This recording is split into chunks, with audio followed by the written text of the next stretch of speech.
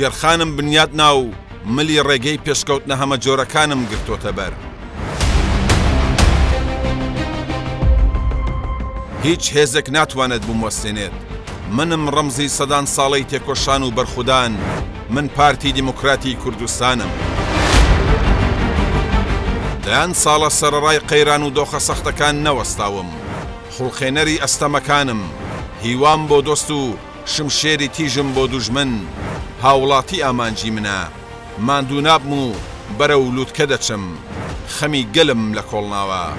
ماف دەستێنم و شکۆ و شانازی بۆ گەلەکەم دەستە بەردەکەم. من وەک تیشکی خۆر ڕووناکی دەبەخشم. منم پارتی دیموکراتی کوردستان.